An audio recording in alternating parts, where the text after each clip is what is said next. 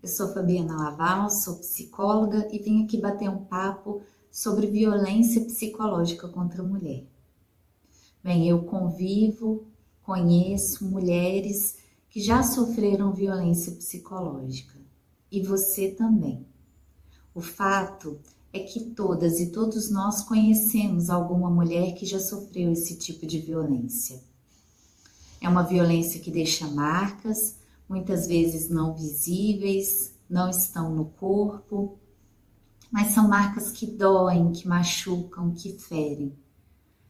De acordo com a Lei Maria da Penha, a violência psicológica é aquela que traz danos emocionais, que diminui a autoestima, que provoca o prejuízo do pleno desenvolvimento da mulher, que controla as ações, comportamento, crenças, decisões da mulher. Tudo isso por meio de humilhação, chantagem, manipulação. Bem, eu vou falar aqui sobre alguns comportamentos do agressor, alguns sinais que a gente pode identificar na violência psicológica, para a gente conseguir reconhecer no dia a dia esse tipo de violência. O agressor vai tentar isolar a vítima da sua rede de proteção afetiva. Então ele vai falar para a mulher que os familiares, que os amigos são prejudiciais a ela, não se importam com ela, que só ele, o agressor, é capaz de cuidar da vítima, é capaz de protegê-la. Só ele sabe o que é bom para ela. E aí, além do isolamento, ele cria também uma dependência emocional da vítima em relação a ele. E aí ele começa a controlar o cotidiano da vítima, sua rotina, o que ela faz, para onde ela vai, com quem ela vai, que horas ela vai, que horas ela volta, qual corte de cabelo ela pode usar, qual roupa ela pode usar, o que ela come, controla o que ela assiste na TV, controla as mensagens que ela recebe, as mensagens que ela envia. E ele vai usar aquilo que é mais importante para a vítima, para humilhá-la, para atingi-la. Então ele vai falar do trabalho, ele vai falar que ela é uma péssima profissional, ele vai falar que ela nunca vai crescer na carreira. Ele também vai falar dos filhos, por exemplo, vai falar que ela é péssima mãe, que nunca deveria ter tido filhos, que ela não sabe cuidar dos filhos. E ele vai fazer chantagens, vai falar que se ela não fizer aquilo que ele quer, isso tem consequências. E são as piores consequências possíveis, são consequências que atingem o que é de mais importante para a vítima. O agressor também vai usar palavras para humilhá-la, vai dizer que ela é burra, vai dizer que ela não é atraente, vai dizer que só ele é capaz de ficar com ela, que ninguém mais no mundo ficaria com ela. E assim ele aumenta a dependência emocional. No meio de tanta chantagem, de tanta humilhação, no meio de tanto controle, às vezes ele vai fazer alguma coisa que a vítima queira que ele faça.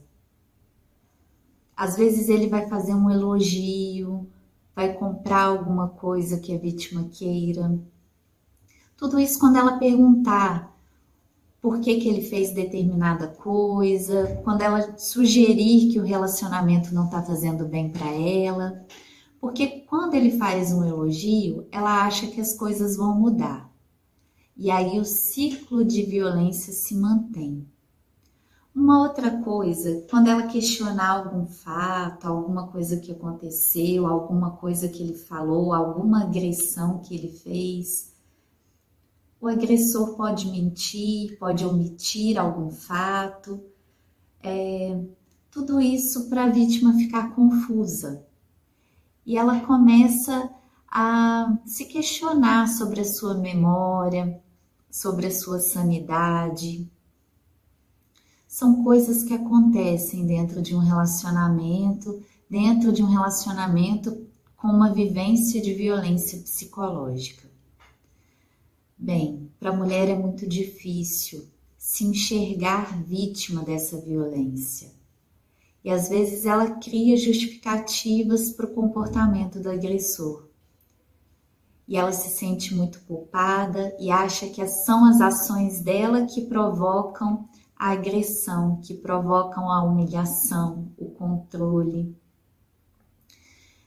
E ela se sente com a autoestima lá embaixo, e ela se sente muito confusa, ela não entende porque não está feliz com o relacionamento.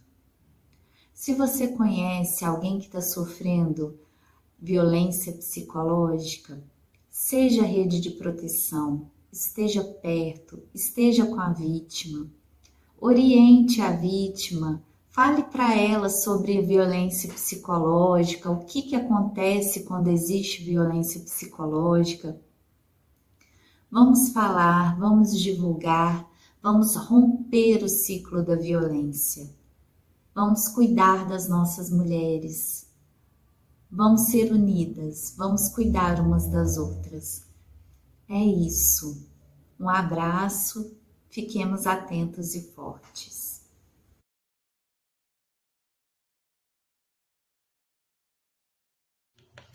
Olá, eu me chamo Bárbara, eu sou advogada e estou aqui hoje para falar um pouco sobre violência patrimonial contra a mulher. Nesse dia 8 de março, em que nós marcamos a luta das mulheres por direitos, por segurança, por proteção, que também é um dia de homenagens, e são merecidas as homenagens, mas é sobretudo um dia de refletir sobre a necessidade de avançar com relação à igualdade de gênero e os direitos das mulheres. Nesse contexto, existem vários tipos de violência contra a mulher, e a violência patrimonial contra a mulher não é, em geral, a violência mais reportada.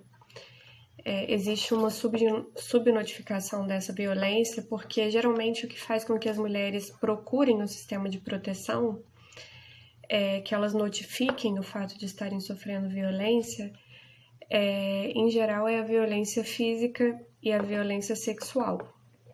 Muitas vezes a violência patrimonial acontece também num contexto em que as outras violências também acontecem. De acordo com a legislação, violência patrimonial seria qualquer ato que configure retenção, subtração, destruição parcial ou total de seus objetos pessoais, instrumentos de trabalho, documentos, bens, valores e direitos, incluídos os recursos destinados a satisfazer as suas necessidades.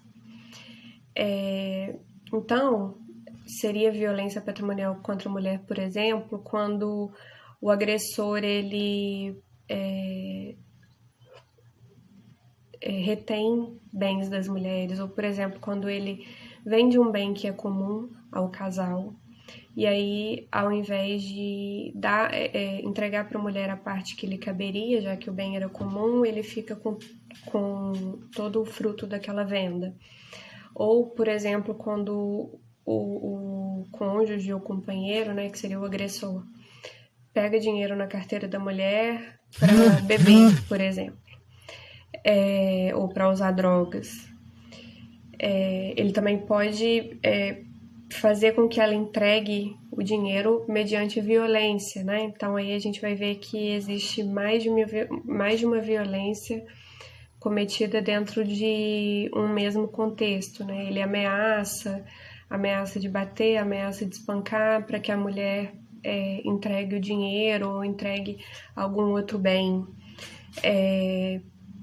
Destruir ou tomar objetos pessoais, por exemplo, para causar angústia, para causar dor, mas também para evitar que a mulher ela tenha autoestima sobre si própria, ou que ela tenha as coisas de que ela gosta por perto, como uma forma de enfraquecer mesmo a mulher. Então, de repente, um homem é ciumento e imagina que a mulher está recebendo mensagens no celular de alguém, então ele vai e toma o celular e destrói o celular. Ou se ele imagina que ela está trocando mensagens com alguém como uma forma de se sentir mais segura, de se sentir menos só, e ele tem necessidade de enfraquecê-la, de fazer com que ela se sinta sozinha, isolada e perdida, então ele toma o celular. E aí a gente vai ter um contexto de violência psicológica, né, também associado a essa violência patrimonial. Quando ele destrói instrumentos de trabalho da mulher, por exemplo, para impedir que ela tenha independência, que ela cuide de si própria, que ela cuide da própria vida, que ela dependa menos dele, para impedir que ela exerça a profissão, porque muitas vezes é através da profissão que a mulher entra em contato com outras pessoas e se torna uma pessoa que tem vida social, que é socialmente relacionada, e o homem deseja evitar isso. Então, nesse contexto aí, nós vamos ver também uma violência que é psicológica, mas também é patrimonial, né? Porque priva a mulher dos seus bens. Ele pode reter documentos, o agressor pode segurar os documentos da mulher para impedir que ela saia, por exemplo, ou que ela vá embora, como uma forma de impedir que ela o deixe. Pode ameaçar também de tomar algum bem ou de ficar com bens como uma forma de impedir que a mulher se retire de uma relação em que ela está, já que ela sofre a violência, né, da qual ela pretende se retirar. Então, destrói o carro, por exemplo, se a mulher for sair, ou estiver de saída, ou estiver indo embora, né, do domicílio conjugal. Ou destrói roupas para impedir que a mulher saia da mesma maneira, ou para controlar a forma como a mulher se veste. Então, a gente percebe que são diversas as condutas que podem caracterizar a violência patrimonial contra a mulher, e que é muito comum que elas aconteçam num contexto em que se manifestam outras formas de violência. O que só torna mais necessário que a gente tenha consciência do que é a violência contra a mulher, do que é a violência patrimonial contra a mulher, como uma forma da gente se precaver, da gente se proteger, da gente saber procurar ajuda,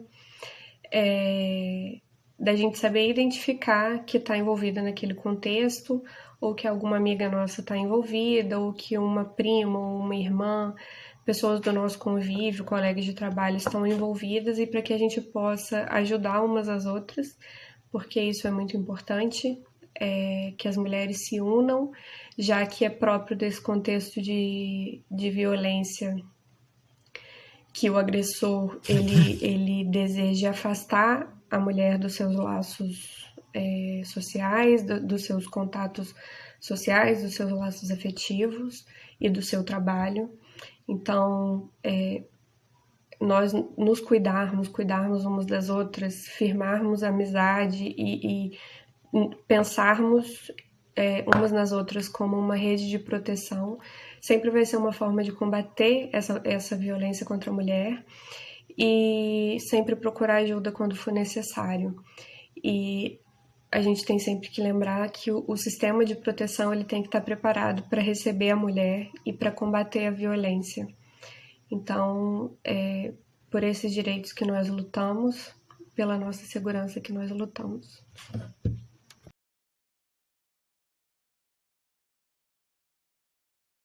Oi, eu sou a Joyce Souza Rosa, sou psicóloga, e eu vim trazer para vocês um pouco mais sobre o que é a violência sexual contra mulheres.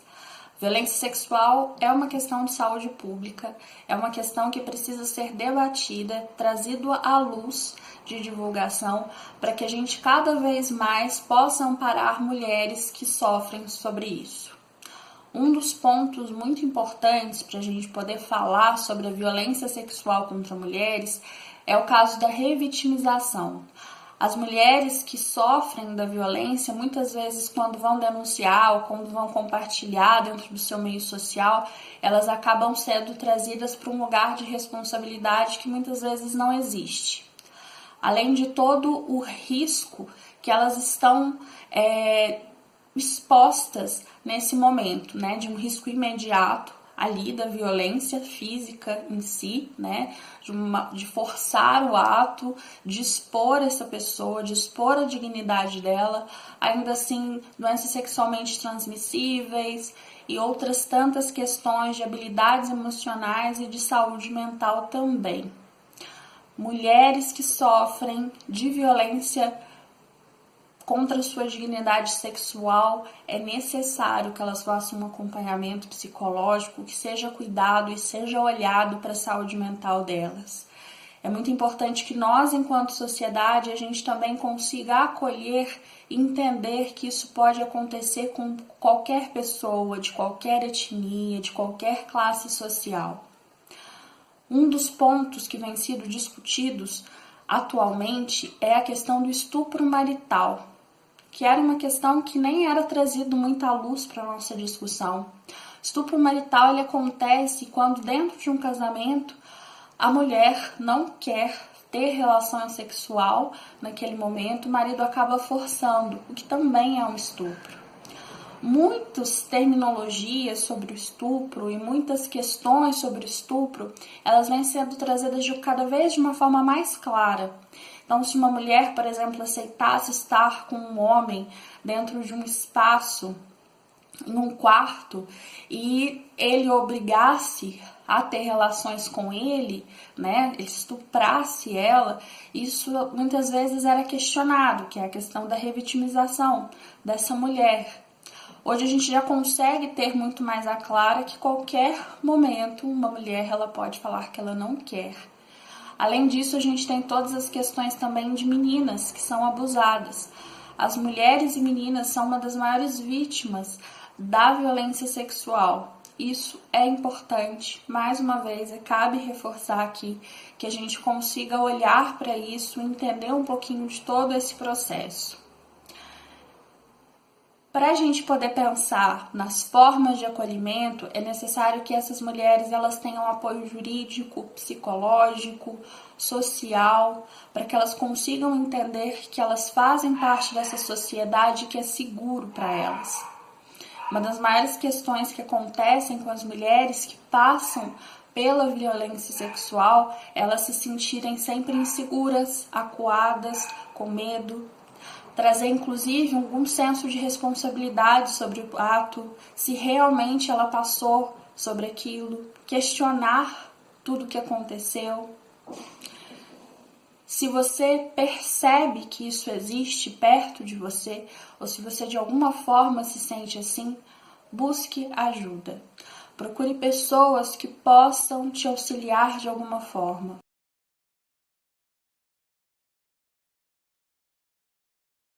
O tópico desse vídeo diz respeito à violência moral, mais precisamente a repercussão penal em relação a atos que violem a honra, a dignidade ou a imagem da pessoa.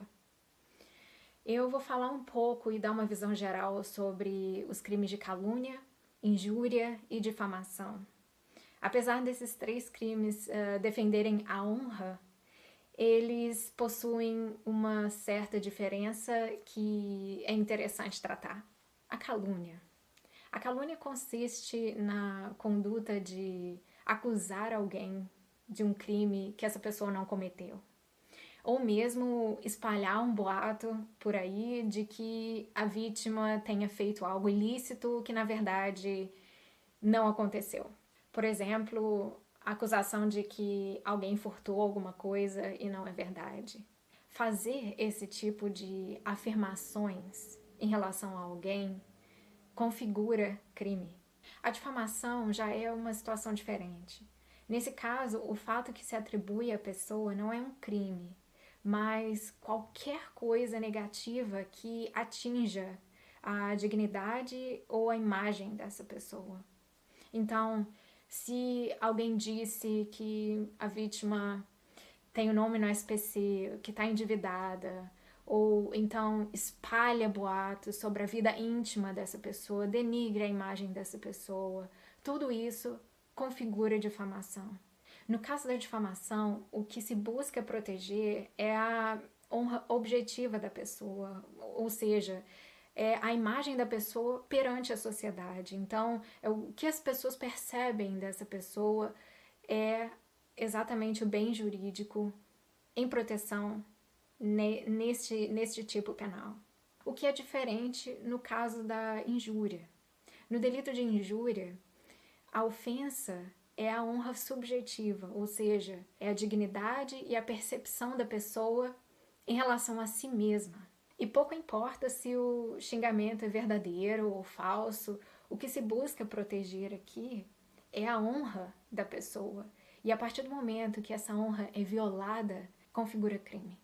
Interessante é que não importa o meio que tenha sido utilizado, se foi por Facebook, por SMS, por e-mail, por WhatsApp, não importa. Em todos os casos é configurado o crime de injúria. Em regra, todos esses 3 crimes, eles são de ação privada. E o que significa? Que depende da manifestação da vítima para que a persecução penal ocorra. E essa manifestação se dá através da queixa-crime, que não é a mesma coisa que registrar a ocorrência. E no caso da injúria, se houver violência ou vias de fato, a ação se torna pública condicionada. Então, será de responsabilidade do Ministério Público, mas dependerá também de uma manifestação da vítima, demonstrando o interesse de que a persecução penal seja realizada. Essa manifestação se chama representação. O que também é muito importante saber é o fato de que, apesar da proteção da honra estar prevista nesses 3 específicos artigos do Código Penal, também é possível que a pessoa que pratique esses delitos seja responsabilizada civilmente. O que isso significa? Que existe a possibilidade de compensação indenizatória em caso de difamação, de calúnia ou mesmo de injúria. O que fazer caso você seja vítima de difamação, injúria ou calúnia? Se dirija à delegacia mais próxima e registre o ocorrido, com o máximo de detalhes possível. Será lavrado um termo circunstanciado e a vítima terá até 6 meses para apresentar a queixa-crime ou a representação. E, para tanto, é interessante preservar todos os meios de prova que puder. As conversas por WhatsApp, os e-mails, ou as postagens no Facebook, ou testemunhas. Então, é muito interessante reunir todos os meios de prova que forem possíveis para embasar a ação penal. A seguir, procure um advogado ou a defensoria pública da sua cidade para obter o suporte necessário para o oferecimento da queixa-crime junto ao juízo. Espero que esse vídeo tenha ajudado a esclarecer o básico em torno desses crimes e a iluminar um pouco mais a questão da violência moral. E que também tenha ficado claro que a violação à honra e à dignidade possui consequência penal. Se você foi vítima de calúnia, difamação ou injúria, ou se você conhece alguém que tenha passado por isso, leve a informação adiante. O importante é saber e ter consciência dos nossos direitos e das ferramentas que estão disponíveis para garanti-los. Espero que tenha ajudado, um abraço e até a próxima!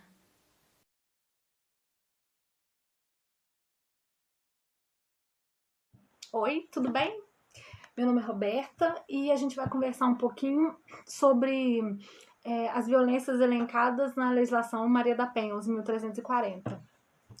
A legislação é mocinha, 2021 agora ela está fazendo 15 anos, e dentre as violências, que são a violência física, patrimonial, sexual, moral e psicológica, eu vou discorrer sobre a violência física, que ela é um atentado contra a integridade física da mulher e a sua saúde corporal. Lembrando que a legislação ela prevê não só essa violência entre marido e mulher, ex-marido e mulher, ex-companheiro ou atual companheiro, entre irmãos, entre avós, o neto e o avô, entre tios, desde que seja contra a mulher e dentro do âmbito familiar. Atualmente a legislação ela prevê que essa agressão, ela sendo física, ela não precisa ter marcas. Se ela tiver marcas, é uma lesão corporal, a mulher pode fazer um exame de corpo de delito, mas ela pode não ter marcas. E ela é caracterizada como? Ela é caracterizada por um tapa, chute, empurrão, estrangulamento. O homem ele pode jogar um objeto no teor da discussão, jogar um objeto na vítima, né, na mulher. E aí pode também caracterizar uma violência patrimonial. No caso, às vezes, muitas das vezes, é um celular. O cara briga com a mulher em decorrência de qualquer coisa, né? E ele joga um celular nela, acerta o celular nela, a machuca e também ela perde o seu patrimônio, que é o celular. Então, cabe aí várias nuances da ocorrência. E o que eu quero dizer é que quando a mulher ela sofre esse tipo de agressão, às vezes ela não procura um parente, não procura um vizinho, não procura a própria polícia militar, porque ela tem vergonha. Ela tem vergonha de falar com as pessoas que ela foi vítima de violência, porque as pessoas vão falar mal do marido dela ou do companheiro dela, e ela acha que ela vai dominar aquela situação no âmbito da sua família, inclusive com seus filhos, porque um pai, às vezes, que é agressivo, ele também, com a esposa, às vezes ele também é agressivo com os filhos, né? E a mulher, ela tem muita vergonha de tirar essa violência do âmbito da família dela e passar para extramuros, né? Extramuros. E, inclusive, um dos mitos da nossa sociedade é que as pessoas não devem se meter ou não devem denunciar, por exemplo. E uma das formas de diagnosticar essa violência justamente é através de parentes, amigos e vizinhos, que a polícia militar ou a polícia civil, ou a própria promotoria ou o Ministério Público pode agir e ajudar essa pessoa. Aqui em Minas Gerais, só para a gente trabalhar junto aqui, a Casa da Mulher, ela mudou de endereço, a gente está trabalhando junto à Casa da Mulher, lá está agora na Avenida Garibaldi Campinhos, 169, no bairro Vitorino Braga. Antes, a Casa da Mulher, ela estava no Jardim Glória, e a gente posteriormente estava atendendo na Rua Fonseca Hermes, e essa semana a gente mudou de endereço, a Casa da Mulher em si mudou de endereço, tá na Garibaldi Campinhos, 169, no bairro Vitorino Braga. Lá a gente tem um trabalho em conjunto com a Polícia Civil, a Polícia Militar, a Delegacia de Polícia Civil, né, que funciona nesse local, a Polícia Militar, as duas patrulhas de violência doméstica do 2º Batalhão e do 27º Batalhão trabalham lá, em acompanhamento a essas vítimas de violência doméstica, bem como o apoio jurídico, que a gente conta com a advogada e a psicóloga, que faz esse atendimento psicológico lá às mulheres vítimas de violência doméstica. Além desse serviço de combate à violência doméstica e combate também à reincidência dos casos de violência doméstica aqui na nossa cidade, a gente tem as casas de abrigo, que as mulheres são encaminhadas para essas casas de abrigo quando elas têm que sair com urgência, com suas famílias, das suas próprias residências. E a gente tem também os Disque Denúncia, a gente tem o Disque 100, que é o Disque Direitos Humanos, e o Disque 180, 180, que é específico para atendimento de denúncia de violência doméstica familiar contra a mulher. Então, o que eu quero dizer é que cada mulher é protagonista da sua própria história, que cada mulher, ela, inclusive pela sua família e pelos seus filhos, ela tem que denunciar esse ato do marido, e que eu vou falar sobre o meu trabalho especificamente. A minha patrulha de prevenção à violência doméstica e familiar, ela trabalha numa rede que é um serviço de enfrentamento a esse tipo de violência. Então, em princípio, a gente trabalha encaminhando as mulheres para a Casa da Mulher e fazendo atendimento tanto da mulher quanto do autor. Atendimento e acompanhamento da mulher e do autor. É realizado um monitoramento de ambas as partes, com encaminhamento para a Casa da Mulher quando necessidade de apoio psicológico ou jurídico, porque em detrimento da separação ou do desentendimento entre marido e mulher, às vezes é necessário que tenha alguma pendência jurídica que a mulher não consegue pagar, em decorrência também de ter essa dependência, patrimonial e financeira do marido. A gente tem o apoio da OAB Mulher, a gente tem o apoio da Defensoria Pública e da sociedade civil em geral, que tem denunciado e ajudado muito a Polícia Militar e os demais órgãos nesse enfrentamento aí desse tipo de violência. Sem contar, gente, que é muito grave a lesão corporal, a violência física, ela tem particular gravidade em decorrência do número de feminicídios seguido de suicídio que se tem conhecimento a partir de então, inclusive durante a pandemia. Então é um trabalho muito importante e que a própria mulher, em vez de esconder, gente, esconder da família, esconder dos amigos, ela procurar essa rede é muito grande, o trabalho é muito efetivo, a gente trabalha arduamente em decorrência de preservar mesmo a família.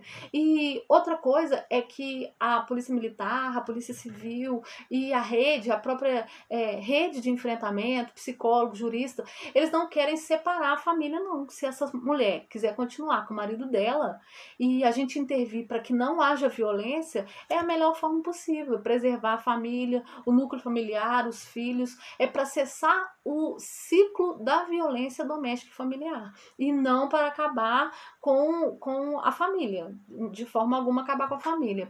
E mais uma mensagem é que a mulher às vezes ela não sai de casa, ela sofre essa violência psicológica e moral, às vezes ela tem uma depressão, ou o marido a impede de sair de casa também, que são muitos os casos, mas que não convém. Mas assim, ela não precisa sair de casa para que faça a própria denúncia. Na delegacia virtual, pelo telefone celular, ela faz, por exemplo, um registro do dano, ela noticia a ameaça que ela está sofrendo do marido dela, ela noticia a lesão corporal, ela noticia vias de fato e agressão que, em decorrência disso, gerou a ela uma violência. A Polícia Militar, através de filtros, a gente filtra esse tipo de chamada e começa a partir daí fazer os atendimentos. Então, em princípio, gera da mulher a iniciativa de denunciar que ela está sendo agredida, tá? Só para vocês saberem, né? E a gente tá mais junto a partir de então, através dessas informações. A gente está à disposição. O 2º Batalhão funciona no Santa Terezinha, o 27º Batalhão funciona no bairro Santa Lúcia. As patrulhas de violência doméstica contra a mulher, quando ela não atende especificamente as mulheres que realizam as denúncias através do boletim de ocorrência, a gente está lá na Casa da Mulher diuturnamente, e quando não está lá, a gente está em atendimento, e quando está em atendimento, a Casa da Mulher ela tem o nosso contato e ela faz contato conosco pessoalmente para ajudar em qualquer atendimento. É isso que eu tinha para falar. Atualmente eu sou sargento da Polícia Militar, estou no portfólio de prevenção à violência doméstica, e eu desejo a todas as mulheres um excelente Dia Internacional das Mulheres, apesar de que o Dia da Mulher é todo dia, né? O Dia das pessoas, né? É todos os dias. Então, se o dia é internacional da mulher, é porque tem uma preocupação internacional de defesa dos direitos de todas essas mulheres que têm sido submissas e subjugadas, né, durante todos esses anos. Então, eu desejo a todos um feliz Dia das Mulheres.